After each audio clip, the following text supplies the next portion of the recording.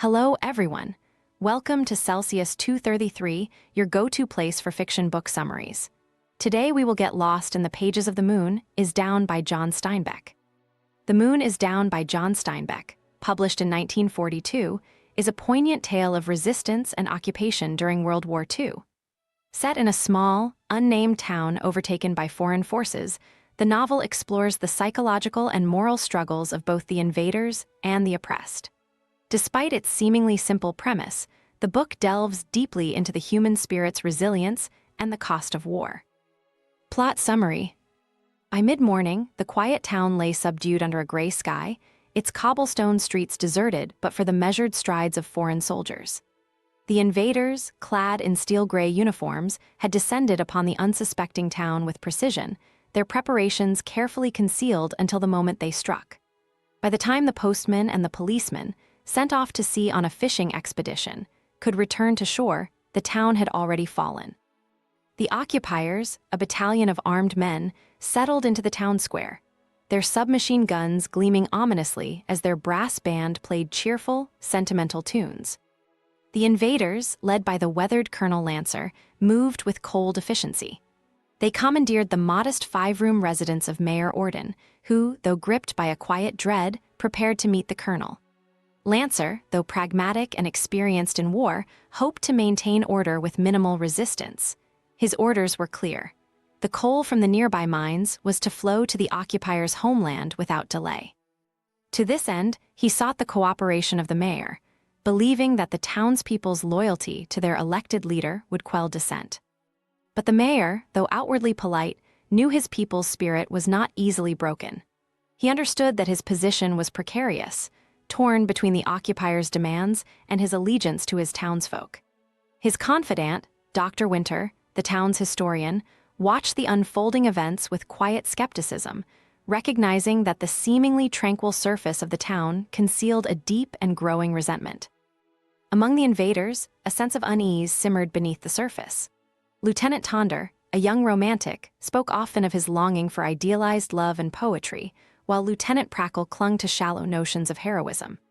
Their superior, Captain Loft, rigid and ambitious, embodied the blind obedience of military discipline, while Major Hunter, an engineer more at home with calculations than men, viewed the occupation as a mechanical problem to be solved. The occupiers' sense of control began to fray when Alexander Morden, a coal miner, openly defied their orders. When instructed to work under the occupiers' command, Morden lashed out, killing Captain Bentic with a pickaxe in an impulsive act of rebellion. The town was horrified, but beneath their fear, a flicker of pride stirred.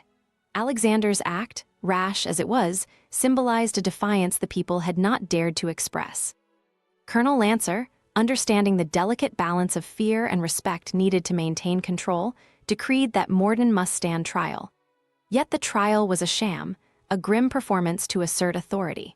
Morden's guilt was never in question, and the sentence of execution was preordained. Mayor Orden was compelled to preside over the proceedings, a cruel manipulation by the occupiers to legitimize their justice. Orden, deeply pained, maintained his dignity, but the act further alienated him from the invaders and bound him closer to his people. As Morden faced his sentence with quiet resolve, the townsfolk began to stir. The murder of Captain Bentic and the execution of Morden became rallying cries, whispers of rebellion traveling like wildfire through the streets and into the countryside. The townspeople, once bewildered and passive, began to find subtle ways to resist. Workers in the coal mines slowed their pace. Women, including the fiery Annie, sabotaged the occupiers with small acts of defiance. The townsfolk passed information in coded messages, their network of resistance growing ever stronger. Meanwhile, the invaders faced their own struggles. The soldiers, initially confident in their mission, began to feel the weight of their isolation. Tonder, idealistic and sensitive, found himself drawn to Molly Morden, Alexander's widow, in a misguided attempt at human connection. But Molly, embittered by her husband's death, spurned his advances, and Tonder's fragile psyche crumbled. The soldiers, who had entered the town with a sense of invincibility, began to sense the hostility seeping through the walls of every house and shadowing every corner. Lancer, weary and aware of the futility of his position, struggled to maintain control over his men and the town. He understood that occupation was more than a matter of military might. It was a psychological war, one that he was losing. The townspeople's resistance, though quiet and fragmented, wore on the occupiers, who longed for home and normalcy. The final blow to the invaders, illusion of dominance, came as the townspeople's defiance grew bolder.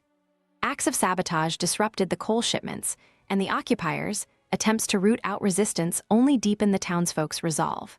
Orden and Winter, though confined by their roles, became symbols of quiet defiance.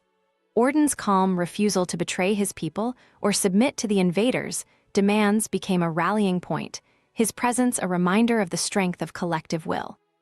In the closing moments, the people's resistance reached a crescendo. Whispers of rebellion turned into action as explosives, smuggled into the mines by the resistance, detonated, halting the coal production entirely.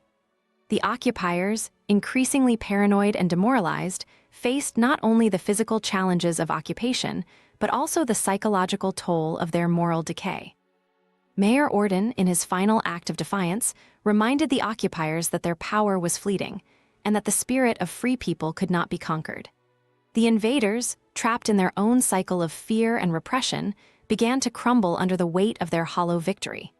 The townsfolk, though battered, remained unbroken, their quiet rebellion a testament to the enduring strength of the human spirit. The moon is down ends not with a roar of triumph, but with the steady, unyielding determination of a people who refuse to surrender their humanity. This was just one story. John Steinbeck has plenty more for you to discover. Check them out in the description or on Celsius 233. Remember, while our summaries capture the essence, they can never replace the full experience of reading the book. If this summary intrigued you, consider diving into the complete story, buy the book, and immerse yourself in John Steinbeck's original work. Bye-bye, take care, have fun.